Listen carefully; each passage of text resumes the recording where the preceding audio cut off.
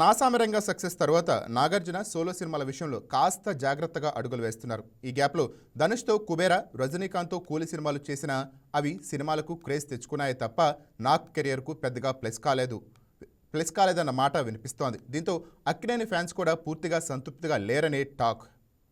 ఇప్పుడు అసలైన focus Nagarjuna 100వ cinema మీద. డైరెక్టర్ స్టోరీ లాకైనా కూడా అధికారిక అనౌన్స్మెంట్ ఆలస్యం అవుతుండటంతో చూస్తే ఈ ప్రాజెక్టు నాగ్ ఎంత సీరియస్గా తీసుకున్నారో అర్థం అవుతోంది.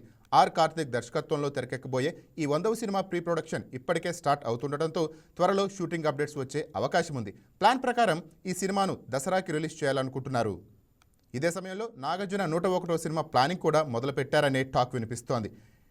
హిట్ మిషన్ డైరెక్టర్ అనిల్ రావిపూడితో సినిమా చేయడానికి నాగ్ గ్రీన్ సిగ్నల్ ఇచ్చారట. ఇదే జరిగితే 2027లో సంక్రాంతికి టార్గెట్గా రిలీజ్ ప్లాన్ ఉంటుందట. అంటే దసరా, ఆ తరువాత సంక్రాంతి, వరుసగా 2 పెద్ద పండుగలకు కింగ్ నాగార్జున సినిమాలు రావచ్చుననే మాట వినిపిస్తోంది. అనిల్ రావిపూడితో వింటేజ్ నాగ్ను చూడాలని అక్కినేని ఫ్యాన్స్ ఆసక్తిగా ఎదురు చూస్తున్నారు.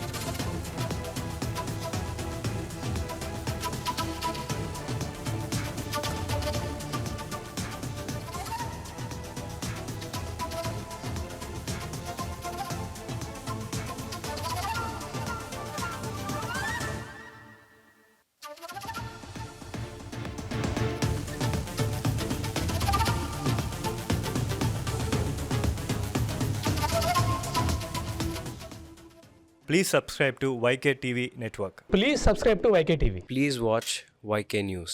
Don't forget to subscribe YK News channel.